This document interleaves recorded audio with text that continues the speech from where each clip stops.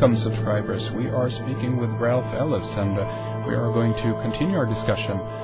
Excellent material from Ralph Ellis. We're speaking about his research and his work and his books and so forth. And I want to continue talking a little bit more about Cleopatra and Scota and that series, two-part book series that he got there. But before we go there, I was fascinated when Ralph brought up the information regarding Solomon in his book, Solomon, Falcon of Sheba, that he's going to rename to Solomon, Pharaoh of Egypt. And I've been fascinated by the mythology and so forth surrounding King Solomon, but also Hiram Abiff that you mentioned, because this has connections with Masonry. But maybe you could talk a little bit more about that. Yes, well, it is it's a fascinating and frustrating part of theological history, because yet again we have this era that is not there in the historical record. Here we have King Solomon and King David and the Queen of Sheba, who were the most famous monarchs in the whole of this region, in the whole of this era. We're talking about vastly wealthy monarchs, and other monarchs came from all over the region in order to pay tribute to King Solomon and King David. Now, that means they were in a position of power. You don't come and pay tribute. This is not giving gifts to a friend. Tribute is a way of preventing a powerful king from attacking your nation. You are a subject of that king almost if you're paying tribute. And people were paying tribute to King Solomon. So these were very powerful, very influential people. Mm. And they are missing from the historical record. Now, how can this be? How can we have this history? This is why some people, of course, have started saying that, it's all mythology. Someone made all this up. Sure. But I don't believe this. And the Israelites, the Israelis, now have the opportunity. They got back their homeland in 47, 48, and they finally established themselves. And so they said, okay, archaeologists, now's your chance. Off you go. Go and find the evidence, of our great history. Sure. And so off they went. And much to their annoyance, they can't find it. So, and they've gone quite the other way. Finkelstein has said that Jerusalem was only a village in this era. We're talking about 950, 1000 BC, something of that nature, for the United Monarchy. And Jerusalem was only a village. So we have no evidence of the palaces, we have no evidence of the city, and we have no written or scribal evidence that they ever existed. Nobody can find a monument with, King David did this on it. King Solomon did that, They don't exist. So how can this be? Well, you've only got two options. One is that the naysayers are correct, and this is all mythology. Someone made it all up. Kings do not exist. Well, that's one possibility. But the other possibility is we're looking in the wrong place. And so I'd just been through, 3 books already that were looking at the history of the Israelites and putting the history of the Israelites back into Egypt. So what's the obvious thing to do? Well, the obvious thing to do is put the history of King David and King Solomon back into Egypt. Sure. And see if you can find it there. Maybe we're looking in the wrong location. So we've got the right date, the right region, but we're looking in the wrong location. And I found something that was very interesting. The first thing I found was that we're looking for, say, King David. You're not going to find King David, otherwise someone would have found that name somewhere. So what I started looking for is attributes. And the main attributes for King David were the city and the star. The city of David and the star of David. So I started looking for those attributes, and I went down into the pharaonic history of Lower Egypt, what used to be the Hyksos lands.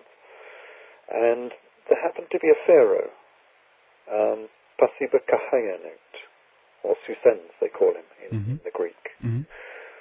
And Pasibakahayanut was known for the star and the city. That's what his name means. My star that rises in my city. Bit strange that, isn't it? Okay, so here we have a pharaoh, a king of Egypt, who was known for a star and a city. And of course, these kings, these monarchs, actually became quite influential, not only in Lower Egypt, but also in Upper Egypt, and also in Syria and Palestine.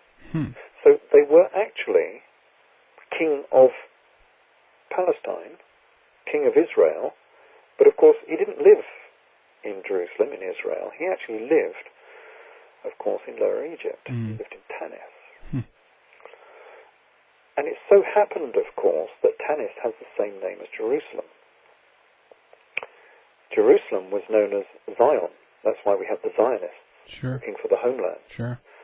But the name of Tanis in the Bible is Zoan. It's got the same name. So there's a lot of room for confusion. So what I had to do, of course, is look a bit closer at this. And so I just looked at the two king lists, basically. I mean, they weren't actually kings at that point, but the ancestors of King David were obviously princely, otherwise he wouldn't have become a king. And it so happens that his ancestors seem to match up quite well with the ancestors of Susens, the Egyptian pharaoh. For instance, from the Bible we get Amannabdab.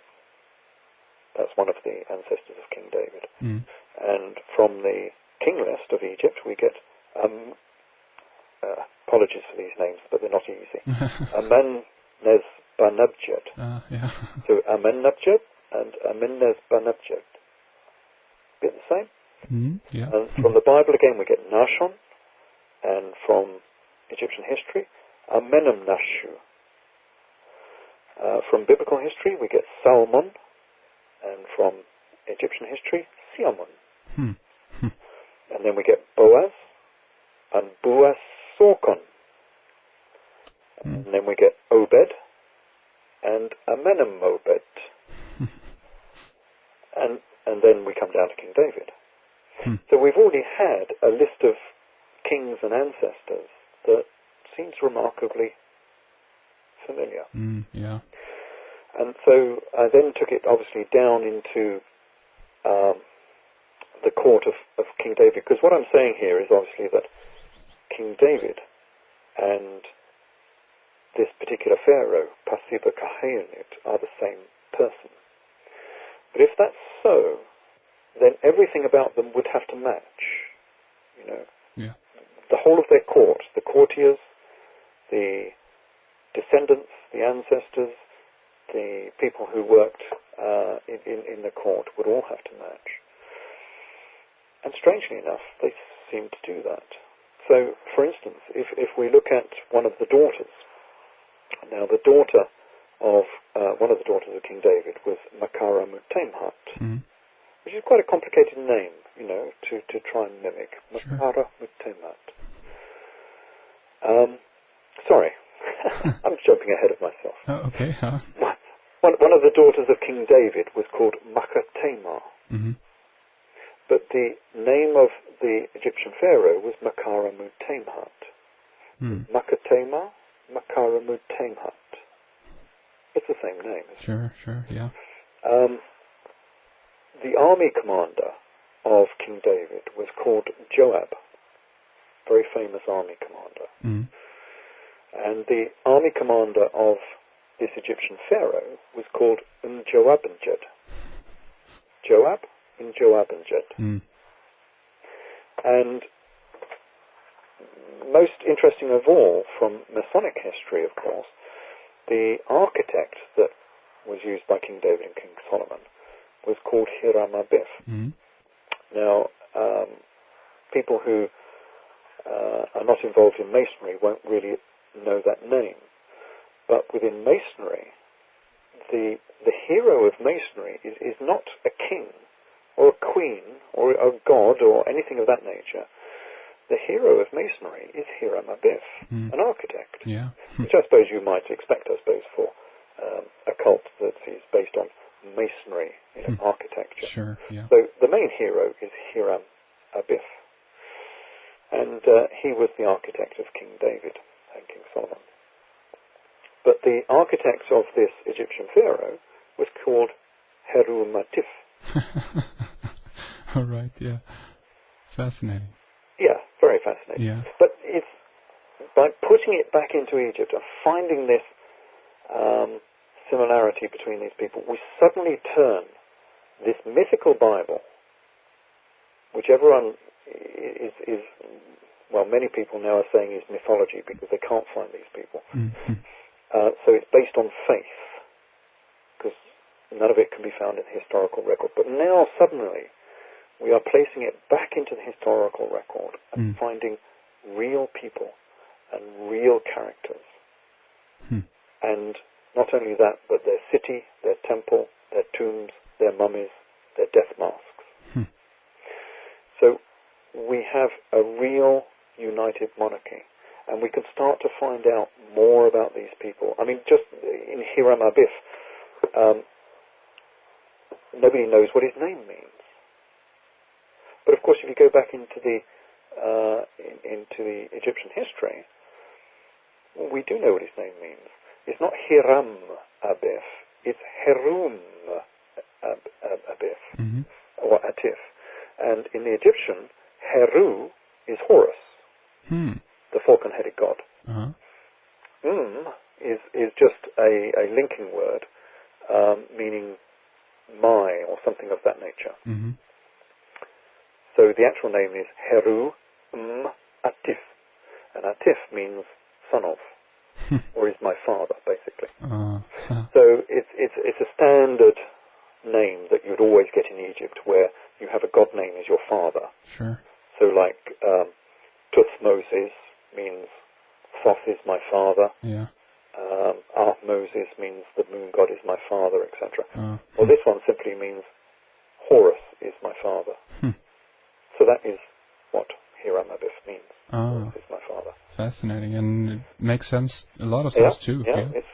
So we can actually find out real things about these people at last. Yeah. And this idea that Hiram Abiff came from Tyre, because it says he came from Tyre, and every Mason will say, oh, he was an architect who came from Tyre. Tyre is the city on the Mediterranean coast, up by Byblos. Sure. In modern Lebanon. It's in Lebanon, isn't it? Yeah. And they say, oh, well, he came from Tyre. How could he come from Egypt? You're wrong. Well, he didn't come from Tyre. If you look at the Hebrew, Tyre simply means stone. So where would an architect come from? The stone quarries. Of course, yeah, sure. So he was Hiram Abiff from the stone quarries. Of course, where did we find this name? Because this list of architects doesn't occur in the temples of Egypt. The only place that is actually scribbled is in the quarry, because that's where they work. So this name is actually scribbled as a big list of architects who worked for the various pharaohs. And, in the middle of this list, we have Hiram Abiff, who was the architect of Pasiba Kahayunet. Fascinating. And Tyre, which means the quarry. Fascinating. Once you know what the Bible is talking about, suddenly you can say, hold on a minute, this is real history. Sure. And I can understand it. Yeah. And it's not nonsense anymore. It's like that conversation we were having about Joseph coming down into Egypt. Sure. When you first read it, it reads as absolute nonsense. But when you understand it, suddenly it makes sense. I know what it means. You don't even have to change any of the words. You just have to change the understanding of those words. Yeah. And I guess suddenly we start getting real history. Absolutely. And I guess here also your I guess study into etymology becomes very important also. It becomes very important because, yes, you hang on a word. And as I've started translating the Bible, you find that the translators have used some pretty dubious translations. Because you go from the Hebrew. Remember, Hebrew was lost. as a living language, and it had to be reconstructed. And so they're not always quite sure what the exact precise meanings. And even if they are sure of the precise meanings of these words, there are often 2 or 3 choices. And you only need to make the wrong choice, and you've suddenly changed the whole layout of that particular sentence, that particular paragraph. The meaning of that entire chapter has been changed just because you've chosen the wrong translation. And if you choose the obvious translation, it might actually go against your theology, but it makes a lot more sense. And so this is what the project that still needs to be done. The Bible needs to be retranslated back into what makes sense as opposed to what makes sense theologically speaking. Yeah. So on numerous occasions they have chosen the wrong translation. I'm pretty sure of that. You know, this is again fascinating. But just moving on from the discovery of King David. So yes, from this, of course, we can identify who these people are. And of course we can identify their city, which was Tanis in Egypt. And of course one of the major discoveries in Egypt, which didn't receive any media space in the newspapers at all, was the discovery of the tombs of the Tanis kings. And the reason it didn't get in the newspapers was because it happened on pretty much the same time as the Second World War broke out. So obviously other people were more concerned about the war than the discovery in Egypt. Sure. This particular tomb was as rich as the tomb of Tutankhamun. It's a fascinating display. So if you happen to be in Egypt, make sure you go to see the Tanis display, because it's stuck in a room and nobody goes in there. It was in total darkness when I went in there the first time. And it's only down the corridor from the Tutankhamun exhibition. And there's thousands of people milling around Tutankhamun. And just down the corridor there is an equally fantastic display with nobody there at all. I sat there for about 3 hours trying to get photographs, and about 5 people wandered in. And there's the most marvellous display of gold and silver metal work, absolutely fantastic. And these are the sarcophagi of King David and King Solomon.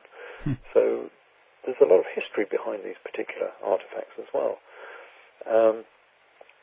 And most marvellous still is there was each of these pharaohs had a death mask made, and the death mask of King Solomon, that was obviously the son of King David, is absolutely marvellous. So you can actually see precisely how this person looked as well, because it's a very lifelike gold death mask.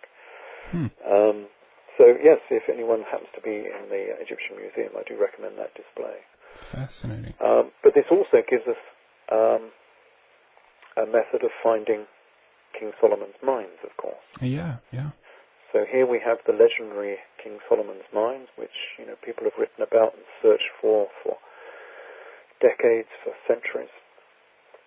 An enduring myth that King Solomon had hugely wealthy, rich gold mines, which funded his kingdom. And he did. And this is where history starts to help us. Now, people have gone looking for these mines over Nubia and down south, even down into the south of Africa. But you don't have to go that far. Now, the history of these particular pharaohs of Lower Egypt, Susens, and his descendants, were that they were in conflict. Yet again, Egypt was divided, of course. And so you had a pharaoh in the north, and not quite a pharaoh, but you certainly had priest kings down in the south, and Egypt was divided. Now, the northern pharaohs started to get the upper hand, and it's quite obvious from the historical record of Thebes that Thebes was having to give tribute to the northern kings to stop them attacking. And this tribute took the form of gold, obviously, and precious objects. But they started to run out of gold and precious objects. So what the Tanis kings, what the Upper Egyptian kings, the southern kings, started to do was to raid the tombs of the pharaohs. Because at about this exact same of time, we get this history of the Valley of the Kings being raided by tomb robbers. Now, I've never quite understood this, because everyone says, oh, these tomb robbers just started robbing. Well, I'm sorry, but the Valley of the Kings was a sealed-off area. You don't just get, and it's a single valley. It's easy to police. You just put people on the bottom. Yeah, sure. And one or two people wandering up the valley every now and then, make sure no one comes over the top. It's not hard to police it. So how did these tomb robbers get into these tombs and not only rob them, but rob them of very large items? I mean, they were taking sarcophagi out. I mean, these things weighed tons. Yeah. And it's not something you can do overnight with, a couple of people and a rope. This was state-sponsored pillage. This was not tomb robbers. And it's quite obvious from the history of this era that there was this conflict between North and South yet again, that the southern pharaohs were actually organizing this pillage of the tombs in the Valley of the Kings in order to pay tribute to the northern kings, to the northern pharaohs. And the northern pharaohs happened to be Pasiba Kahayanit and Shoshenq, the kings of Tanis, the 21st and 22nd dynasty. So these were King Solomon's mines. King Solomon's mines were not a natural gold mine. It was mines in the plural. They were man-made mines. They were the Valley of the Kings and the tombs of the 18th dynasty kings. These were King Solomon's mines, and this is where he was getting his gold from. And we know he was getting artifacts from these tombs because we found them in the Tanis tombs. So this is the history of King Solomon's mines. They were raiding the 18th dynasty tombs in the Valley of the Kings in order to pay tribute. So there is a real history behind this mythology. But one can imagine why it was kept a little bit secret, because it eventually resulted in the destruction of all of that material. Very little of it now remains. Some of it was found in the tombs of the Tanis kings, but I dare say a lot of it was melted down. Because, for instance, Shoshenq had a sarcophagus that was made of solid silver. And silver, of course, was more expensive than gold. It was either harder to find or harder to work, but it was valued at a greater price than gold was. And yet he managed to get, in fact, both kings, Susens and Shoshenq, both had solid silver sarcophagi. Oh my! Quite fantastic for them. So, do you think if there were some archaeological digs and so forth around Tanis, that we actually could discover a real Solomon's temple, something like that? Yes, well, there are two temples presently uncovered. Not a lot of archaeology has been done on Tanis. I mean, they've uncovered two of the temples. But in terms of a systematic survey and archaeology of the whole region, that has not been done. And I'm sure if they did do it, and they did it with an open mind, rather than a closed mind at present, because of course you cannot work on these areas without the permission of the Egyptian authorities, of course. And they will not work on any area that may produce results that link the Egyptians with the Jews. It gets very political. So they will not allow open archaeology on these areas. But I'm sure if they did, they would find evidence that points towards King Solomon and King David, because this is where they lived. Yeah, fascinating. So they're a very highly possible place to look for people who are interested and so forth, and of course, as you say, it all depends on where the official historians down there actually want to go with all of this. So.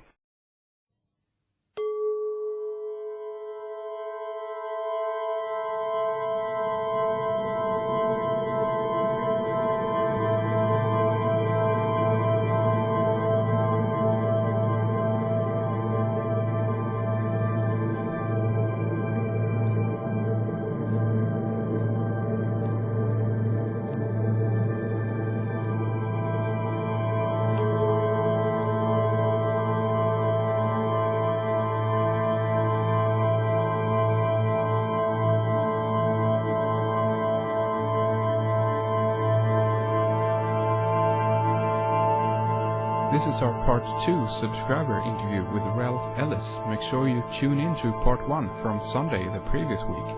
We'll continue now talking about the Stone of Destiny, Cleopatra, Jesus as a pharaoh and grandson to Cleopatra, Scota and the connection to Scotland. Very good stuff coming up. Thank you for your support and enjoy the show. All of this, I guess, I've woven this together with how actually the Stone of Destiny came up to Ireland or Scotland, I guess. I don't know if you have heard about this, or if you consider there to be this to be valid information, but it's an interesting story, the Stone of Destiny, as to what it is, what it could be, where it came from. I don't know, because it's connected with so many places. It is supposed to be the stone that sits in the middle of the Kaaba in Mecca. Sure. Well, it was, of course, the stone that Jacob rested his head on. Yeah. A sacred stone. I don't know. To me, it could be something to do with the pyramids. It could be a pyramidion, perhaps, from one of the pyramids, because they were regarded as being sacred because they had the eyes of Ra upon those stones. It could be some sort of sacred artifact that was actually held by the priesthood in Egypt or something of that nature. It was obviously a pretty sacred, exclusive piece of stone that was regarded as being very magical, very, very valuable. Sure. Did it end up in Scotland? Well, we have no evidence of that. We have lots of mythology about it. I've not seen any evidence. I've heard people in Scotland say yes, they've seen it, etc. But lots of people might say that. Yeah, sure. It would be interesting to know more about it. To be even more esoteric, I've always thought that if the history of Masonry is correct, then there ought to be some evidence of that visitation at some point. And maybe a stone like this stone might be some evidence of that visitation. I've got no idea. It'd be nice to find out more about that. I haven't concentrated too much on the Stone of Destiny. But certainly within the Scottish mythology and Irish mythology, it's a very big part of it. Indeed, yeah. Yeah, because there are multiple aspects to the to the connections between Egypt and of course Scotland or Ireland in that sense. And I mean, I guess even the official version is that Britannia was a island. The islands that they traveled to actually get to tin and stuff like this, mining up there. But I don't know if that's and copper as well. And copper, yeah. Very large copper mines in Wales that were most definitely mined during that era. Yeah. And there's so much was mined that they are pretty convinced that it must have been exported all over Europe as well. Because we weren't using that amount of copper that was coming out of this mine in Wales. Sure. In regards to the current throne, the Winters and so forth, do you think that there could be any knowledge in regards to their connection to Egypt, even in regards to their to the symbolism and to the ritual or stuff like that? I don't know how much is left within the royal families of Europe. How much interbreeding there's gone on outside, whether they're still related to the Egyptian monarchy. You might find it more within the big ancestral houses as opposed to the actual monarchy themselves, who managed to keep themselves more, as it were, pure than some of our present monarchy.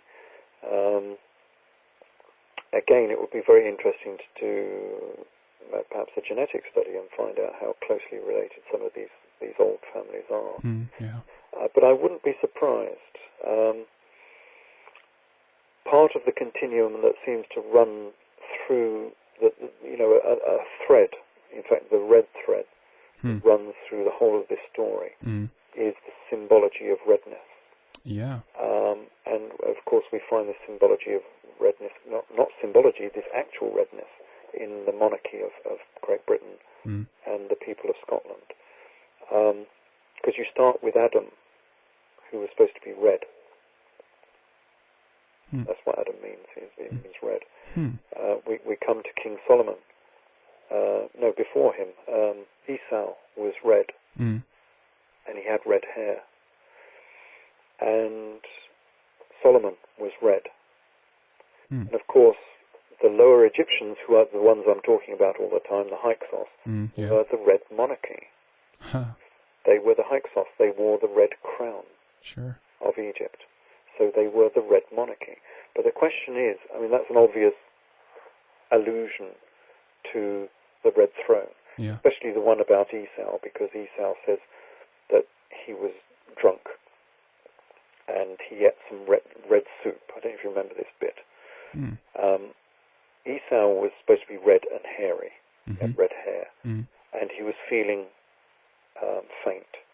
So they gave him some red soup, and because he ate this red soup, he lost he lost the throne, he lost his inheritance, and the inheritance went to Jacob instead. You think, what on earth does all that mean? How do you lose an inheritance by eating red soup? Well, it all goes back to the Egyptian language, because in the Egyptian, to be red is desert, and a red soup is desert, and to be drunk is desert. But desert also means the red crown of Lower Egypt. It's quite obvious. It was just it was a play on words. It was a pun, and they were using this play on words. So again, it looks like that particular paragraph within the Bible, if you translate it back into Egyptian instead of Hebrew, it's almost verbatim, and it still carries the original play on words. That he lost his red crown with a play on words with red soup. But the question is, are we just talking about a red crown, or was he really a redhead? Because of course some of the mummies in the Egyptian museum do appear to be redheads. Oh, really? And Ramesses II was blonde. But the question is that a function of the mummification process and the age of the mummy, or are we talking about real redheads here?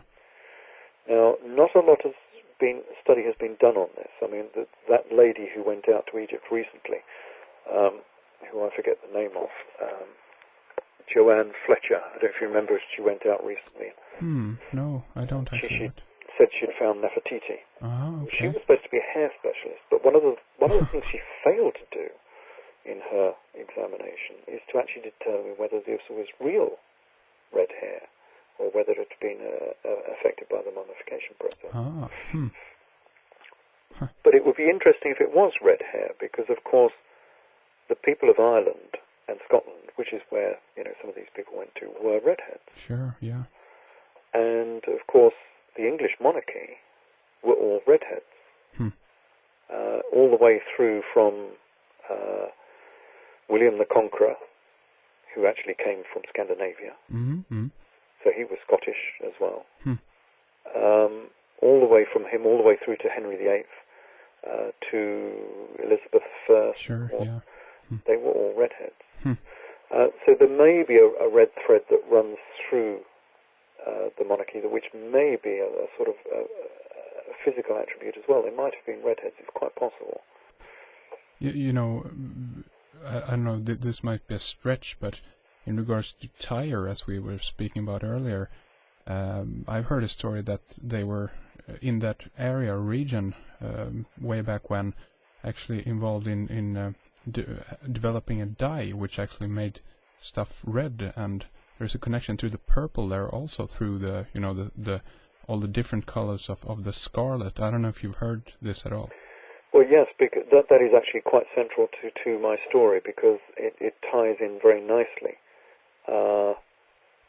with the history I've been talking about, because the I'm forgetting it now. It's tied in through the name they used to give for purple, which was porphyry.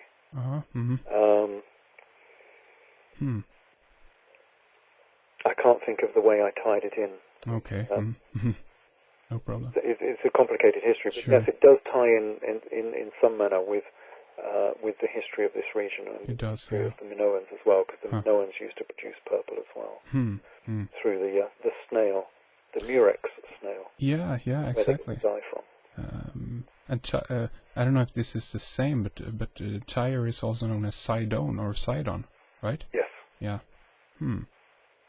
Yep. So there's a whole, there's a bunch of unconnected dots here that I guess you also are in the process of actually trying to reconnect. Oh yes, there are plenty of dots to sew up. Yeah. Currently, I'm working on St. Paul again, because that's a hidden history that needs fleshing out more. Because most Christians don't know it, but they are not following the Church of Jesus, of course. Exactly, yeah. They're following the Church of Saul, who called himself St. Paul later. Yeah. There was a division, and Saul, who was an enemy of the Church, wanted to join the Church. And he was not really accepted, of course. Having been an enemy of the Church, he was not going to get accepted very readily into the Church of Jesus and James. So they're a bit cautious about this guy. Now, I have no doubt, because the Church of Jesus and James, in my view, was based on initiation exactly the same as Masonry. Ah, really? Oh, Jesus was a Mason. Ah. If you look at, that's why he was called the Cornerstone. Ah. The rejected cornerstone, right? If you look at the raising of Lazarus, if you remember the raising of Lazarus, sure. Lazarus, their friend and perhaps disciple, died, and they laid him in a tomb. And then 3 days later, Jesus comes along and raises him from the dead. And he comes out of the tomb still wearing a napkin. He was hoodwinked. Oh, fascinating. Yeah, it's a Masonic third-degree raising, of course. Yeah, sure, exactly. It's exactly the same. Yeah. And nobody seems to mention the fact that, the whole of Christianity is built upon the fact that Jesus rose from the dead. But hold on a minute, he's already just raised someone from the dead, so why don't we have Lazaranity instead of Christianity? Yeah.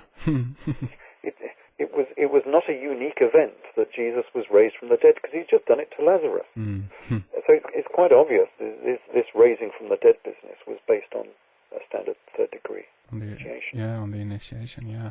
But poor old Saul, or St. Paul, was never initiated, of course, into the third degree. No doubt he got a first or a second, and they balked at giving him any more. But Saul wasn't happy with that. And so he did the next best thing, which is he went off and created his own church. And so this was the rival. This is when we had this split, and there was a rival church. And what Saul wanted was for a successful church. And he could see two things, probably more than two things, but two basic things. One, you need as many people as possible in this church, and there are more Gentiles than there are Jews, so let's open this up to the Gentiles as well, because then you'll get more recruits. And the second thing is you stop all this initiation business, because it prevents newcomers coming into the church. Why prevent people? So he opened it up to anybody who could put a couple of shekels in the collecting plate. And they dropped the It became commercial. Sure, and they no initiation. As long as you came into the church and put a couple of shekels in the plate, you were in. That's good enough, and they dropped the whole circumcision, and that's. Yeah, well, not only circumcision, he was dead against circumcision. I mean, that was a shibboleth of the Jews for thousands of years. That Saul turned around and said, well, if it's so important to the Jews, why don't they just cut their penis off and have done with it? And that's in Galatians. It's a wonderful little paragraph. Obviously, in some Bibles, it's been slightly covered up slightly, so it doesn't sound quite like that. That's what he said. It was quite graphic. Yeah. So, yes, he formed a popularist church. Sure, yeah. And, of course, he became wealthier and more influential than the Church of Jesus and James. And so much so that the Church of Jesus and James just died. It went into obscurity. And indeed, the Christian church persecuted it because it wanted to maintain its dominance.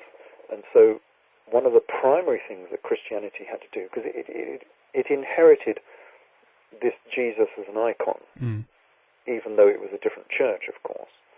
It inherited this icon. And the last thing that Saul wanted was for this icon, or for a son of this icon, to stand up and say, no, this isn't true. You shouldn't be believing in this. It's all rubbish.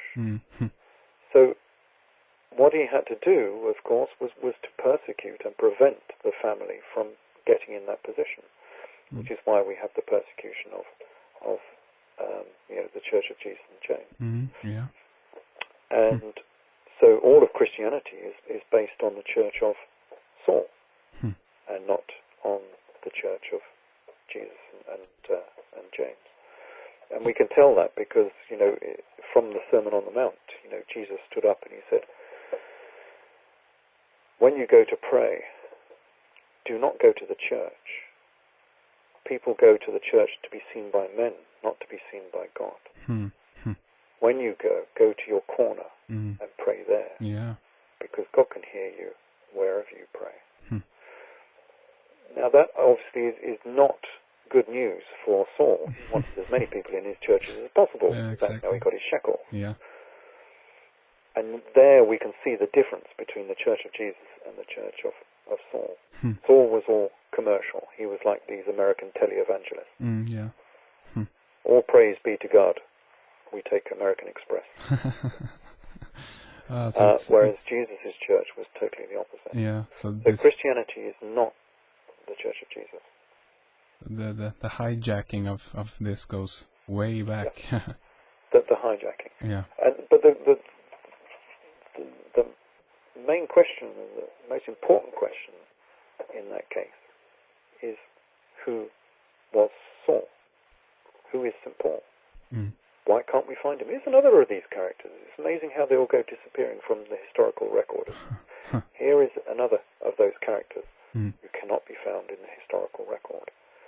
And yet he's the most important man in the last 2,000 years. Even more important than Jesus. Because he created Christianity. Yeah. So why can't we find him? But we can find him. And I have found him. And this is something I wrote in my first book, actually, Jesus, Last of the Pharaohs. And yes, he's well known. And I'm sure many other people have seen this similarity as well. But they can't go with this similarity because it changes Christianity too much. Yeah. So even if they see it, they have to disregard it because everything would change. Because it just so happens there are 24 points of commonality between the lives of St. Paul and the life of Josephus Flavius. Oh, really? Josephus Flavius was the historian of the 1st century AD. He lived in the same era. Yeah. And he wrote an entire history of this era Mm. and the Jewish war. So here is a guy who was interested in Judaic history. He wrote about Judaic history. And he was in a position to write a New Testament about this same history. Exactly the same as St. Paul. And, well, there's so many points of commonality is untrue, but I'll just give you a couple. Sure, just yeah. as a flavour. Yeah. And it so happens that both of these characters, St. Paul and Josephus Flavius, were sent with some Jewish captives on a mission to Rome. And they set off by boat. And they were both shipwrecked. And they were both shipwrecked and taken to Puteoli, which is near Naples. Mm-hmm. So both of these characters, I mean, how many people, Jewish priests in that era, because both of them were Jewish priests, how many of them get shipwrecked and taken to the same location? Area, yeah. And to cap it all, after all these 20 points of commonality, they both used the same publisher. So both of their texts, whether we're talking about the Jewish War or the Antiquities, or whether we're talking about the letters or indeed Acts, they were both written by the same publisher in Rome. So, it seems clear to me that Saul, or St. Paul, was Josephus Flavius. But that, and this is a new book that I'm writing, because a lot of people have challenged this. They say, it's not chronologically possible. So I'm rewriting this section. This was just a chapter I wrote in Jesus' Last of the Pharaohs. So I'm fleshing this out into a complete history because people refuse to believe it. And the reason they refuse to believe it is because it changes the whole history of Christianity. Yeah. First of all, we get a real character, and that character, like Saul himself, was none too savory. Here was a traitor who would change sides twice, quite happily, to save his own skin, in much the same way as Saul did, with his flash of inspiration on the road to Damascus. Because Josephus Flavius did exactly the same. He had a flash of inspiration, and he changed sides. But more importantly, I think, we get an entire new history of the Jews in Galilee in the 1st century, written by the same person, written by St. Paul. Yeah. And it so happens that within Acts, of course, the whole problem with Acts was Saul persecuting the Christians, persecuting Jesus. Even this was supposed to be a resurrected Jesus. Jesus says there, Saul, Saul, why are you persecuting me? So he's still talking to Jesus, even though this was way after his supposed crucifixion, you see. He's supposed to be a resurrected Jesus. But was he resurrected or not? Because the whole point about the Jewish war and Josephus's life, he wrote a book called Life, was a battle between him and a person called Jesus. Funny that, isn't it? And the authorities, they just say, well, Jesus was a common name in that era. No. This was the Jesus. We know that because he was the rebel commander of 600 fishermen. Now, who in that era was the rebel commander of 600 fishermen? Oh, yeah, indeed. It was the biblical Jesus. Sure. Because people aren't taught this when they go to church, but Jesus had a rebel army. he on the Mount of Olives, he sent his disciples off to go and buy swords, and they bought swords for him. And he came back with the swords, and he said, "It is enough." And they used the swords to cut off the ear of their high priest, or whoever he was, that came onto the Mount of Olives. This was an armed uprising. This was no meek Jesus. This was not the usual portrayal that we always have. Sure. This was the armed leader of a rebel faction. That's why in the New Testament, in Matthew, he goes off to buy swords. And if we look at the history that was written by Josephus or St. Paul, he says exactly the same thing. That this same person was on the Mount of Olives with 30,000 armed men ready to take Jerusalem. Oh my. But they were surprised by the Roman guard and the army was dispersed. Now, is that not the same story? That's exactly the same story as the Mount of Olives incident that appears in the Bible. The only difference is the biblical account has played it down into just a few disciples who happened to be armed. But why did they have to have swords if it was just a meeting of disciples? Sure. Clearly, this is the same incident, and they were both surprised by the Roman guard.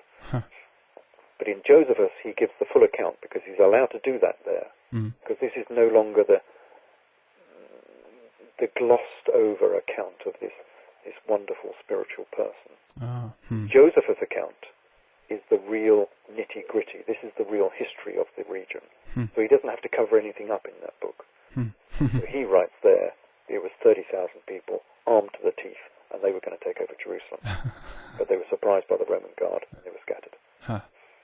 Fascinating. This is why the person that he was chasing, this very same person that he was chasing around Galilee, because remember, Josephus, because you've got to ask yourself, how was Saul or St. Paul able to commit people to prison? How was he in a position to chase people around Galilee and commit them to prison? Under what authority was Saul committing people to prison? Well, as Josephus Flavius, we know exactly what authority he had because he was the army commander in charge of Galilee. He was not just a historian, he was an army commander. And he was chasing people around Galilee, and the person he was chasing around Galilee was Jesus of Gamala, who happened to be the rebel commander of 600 fishermen. And he was the biblical Jesus. So we know who this guy was. He was Jesus of Gamala. We know his hometown. And it just so happens that his hometown of Gamala is the same name as the city that was founded by Thea Musa Orania, the lady we were talking about before. Yeah, exactly. Queen of Persia.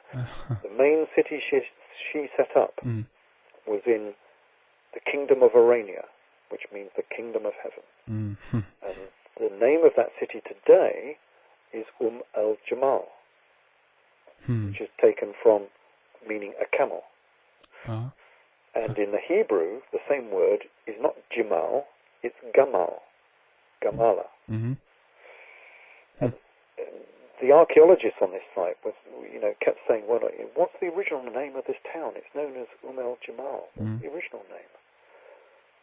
Well, quite clearly from Josephus, the original name was Gamala, the same. It just means exactly the same. It's the Hebrew word for camel. So it's the original town. It's still got its same name. And he came from Gamala, so we even know where he came from. And not only that, the city is still there. Deserted. It's been deserted for 1,400 years. But it's still there. You can visit it. And you can walk in amongst the houses. Some of them still have, three. Cause it was built in the same way as Saba. It was built 3 stories high. So some of them still go up 3 stories. Oh, really? So yeah, huge remains still left of el-Jamal.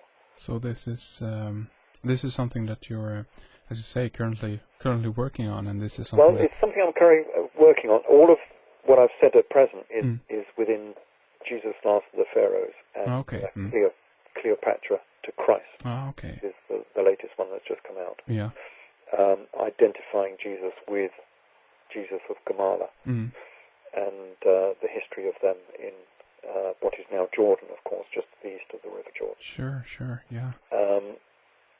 What needs to be fleshed out now is the full story of St. Paul, because there are chronological displacements that need to be explained.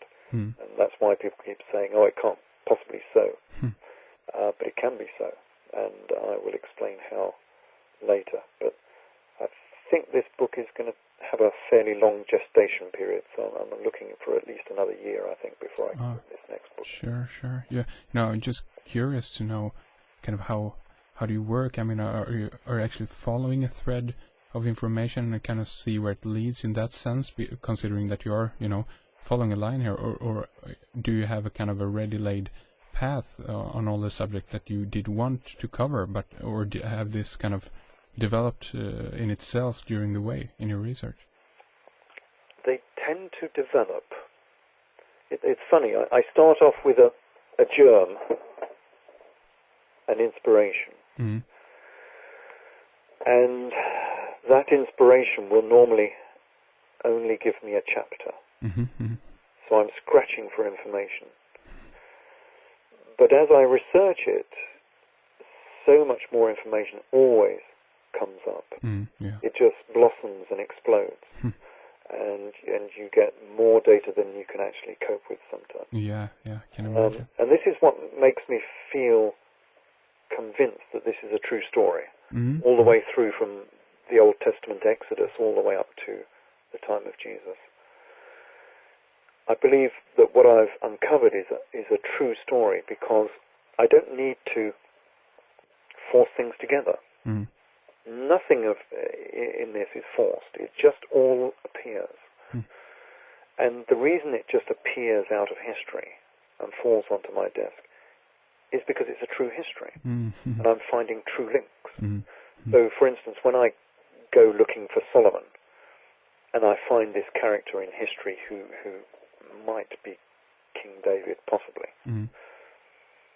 the rest of his ancestors and descendants and courtiers all just happen to fit because it's a true history. Mm, yeah. If it wasn't a true history, I would be having to force characters here and force characters there, Sure, yeah. and it just would not fit. Uh, The reason that it fits together is because it's a true history. yeah. And I've discovered this golden seam that I'm following, Yeah.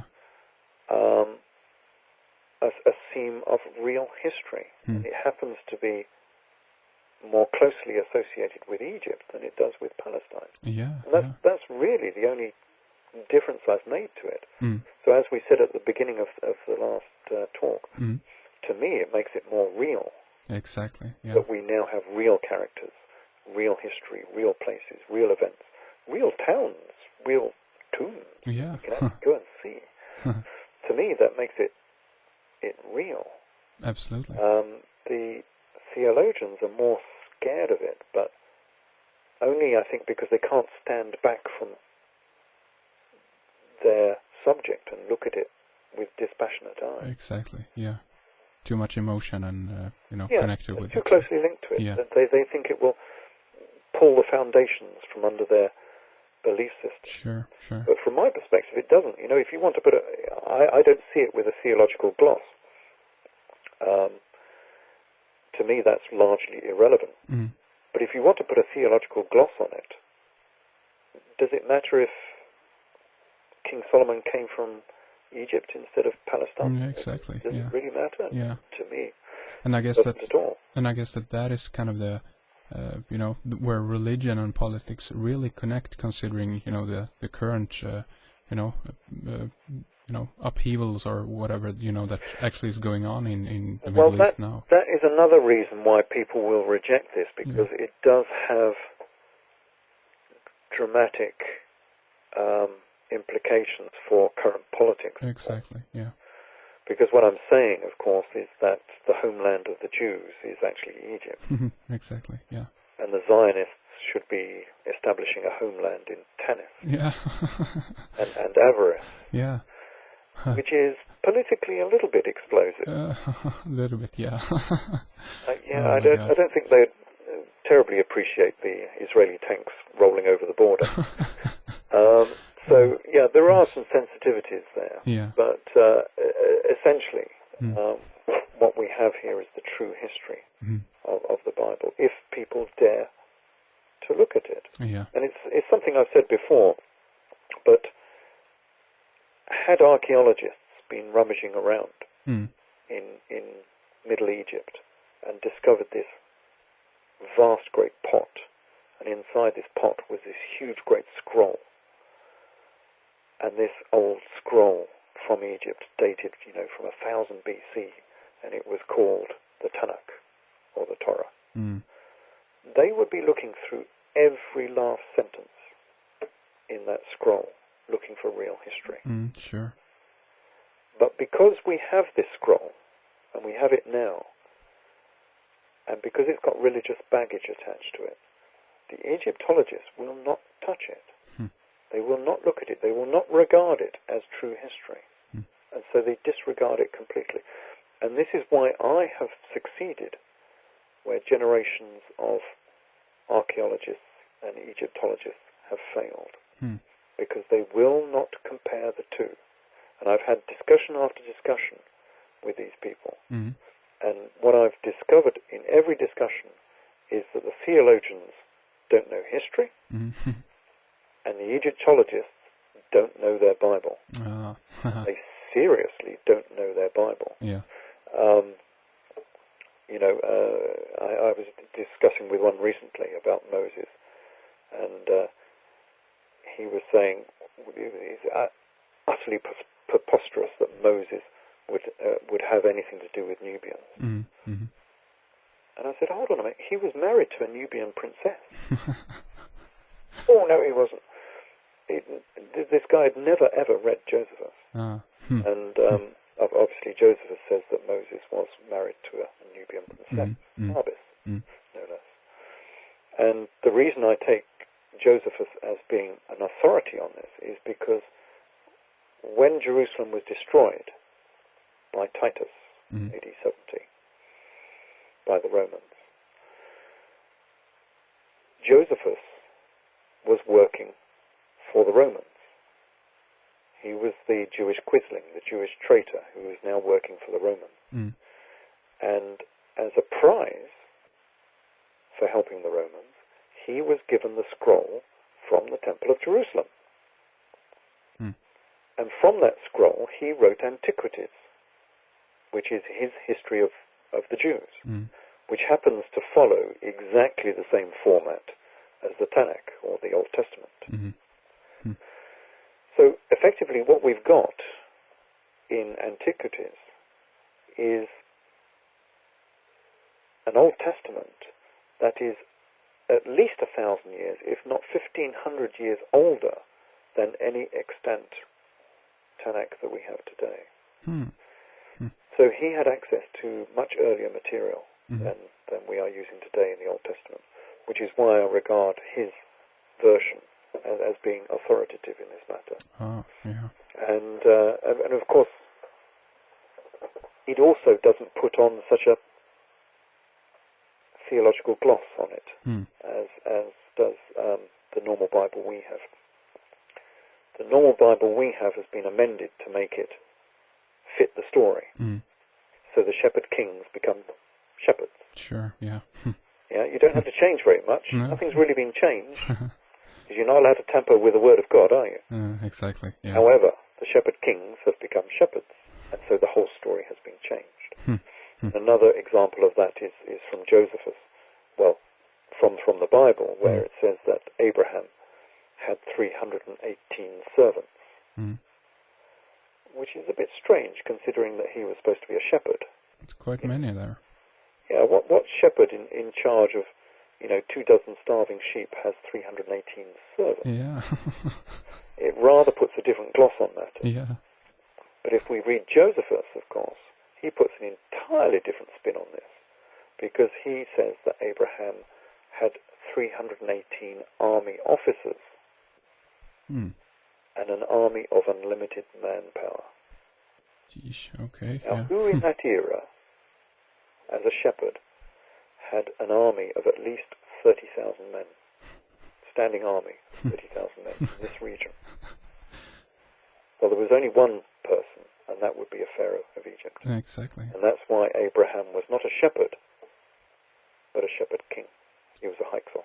Hmm. And in the historical record, he was Mam Abra, not Abra Mam, but Mam Abra, who was a pharaoh of a hyksos pharaoh of Lower Egypt. Yeah. And that's why he had an army of 318 army officers. So again, you know, the Bible is correct, but they've just changed one word, you know, from army officer to servant. That's all you need to change the entire story. Brilliant, yeah. Totally different gloss. Huh. So do you think that there's purpose in that sense that you know, to run this kind of a dual, you know, message, so to speak, in the Bible here?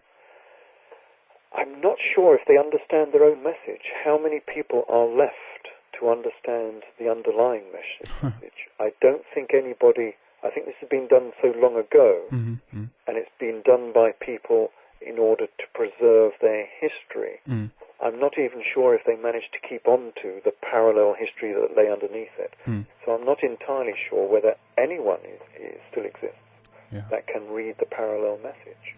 I think I'm the first in maybe 15 to maybe 2,000 years who's been able to read the underlying message. I think it's been lost because I've had arguments with theologians, I've had arguments with senior Masons, and don't seem to know their history.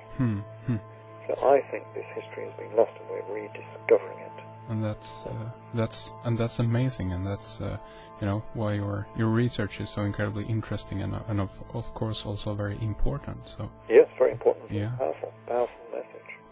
Awesome. You know, I think that this will be a great time actually to kind of round things up. We spend about, what is it, 1.5 hours here in this second gone on that long? Yeah, it's amazing. Things, you know, time flies, and we're actually soon running out of tape, basically, the digital tape at least. But this has been a fascinating interview, Ralph, and I would love to have you back at some time and dive even deeper into, you know, a lot of other stuff that is, you know, surrounding all of this. We've missed out quite a lot. You can't believe it, but we've missed out quite a lot. Exactly. Yeah, exactly. But before we finish off, again, I want to, you know, have let you to, you know, have the opportunity to mention your books and website and how people can get them, of course. Yes, indeed. So the website is www.edfu-books.com, and edfu is spelled E-D-F-U. So that's the main website. The books are Jesus, Last of the Pharaohs, Tempest and Exodus, Eden in Egypt, Cleopatra to Christ, Scota, Egyptian Queen of the Scots, and in a slightly different series which concentrates on the pyramids and the henges of Britain, we have Thoth, Architect of the Universe, and K2, Quest of the Gods, which goes and finds a pyramid in the Himalaya. And those last two are slightly more esoteric. They concentrate on the more von Daniken side of theology. That's fascinating too. So there's a lot to mention on that one. Absolutely, yeah. So everyone, do check it out. It's edfu-books.com. And again, Ralph, I want to thank you so much for coming on. This has been awesome, and would love to do it again.